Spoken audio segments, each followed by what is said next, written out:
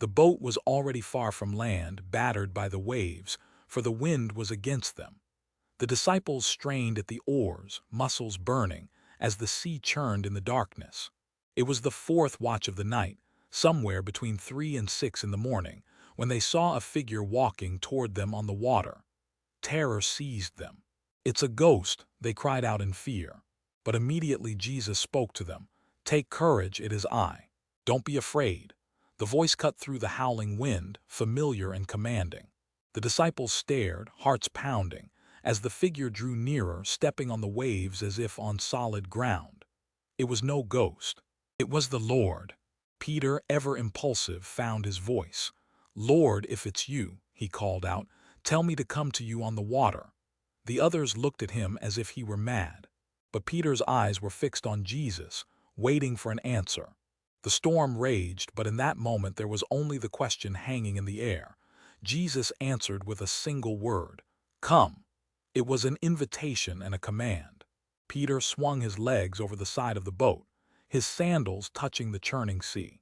The other disciples held their breath. Then, with a deep inhale, Peter stood up on the water and began to walk toward Jesus. Step by step, Peter moved across the surface, the water firm beneath his feet. The wind tore at his cloak, the spray stung his face, but he kept his eyes on Jesus. For a few glorious moments, he was doing the impossible. Faith made the waves a path.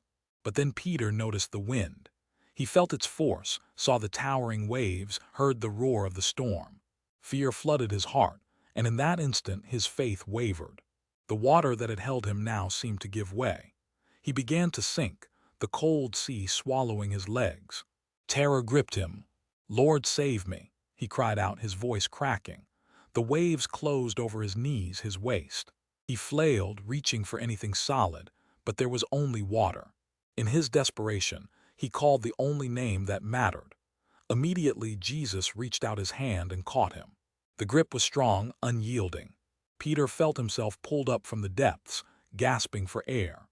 Jesus held him steady, the storm still raging around them, but in that grasp there was safety. Jesus looked at Peter, not with anger but with tender sorrow. "You of little faith," he said, "why did you doubt?" The words were not a condemnation but a question that pierced Peter's heart. He had no answer. He had taken his eyes off the Lord, and the storm had overwhelmed him. Jesus helped Peter back into the boat, and as they climbed aboard, the wind died down. The sea grew calm, as if the storm had never been. The disciples sat in stunned silence, the only sound the lapping of gentle waves against the hull. Then those who were in the boat worshipped him, saying, "Truly you are the Son of God." They had seen the impossible, a man walking on water, a storm silenced by a word, a sinking friend saved by a hand. Their doubts were swept away in a tide of awe. As the first light of dawn broke over the water, Peter sat in the boat, his heart still racing. He had walked on water and he had sunk, but more than anything, he had been saved. The lesson was seared into his soul. Keep your eyes on Jesus, and no storm can claim you. What did this story teach you? Share your answer below. Subscribe to Echoes of the Covenant for another timeless story of faith.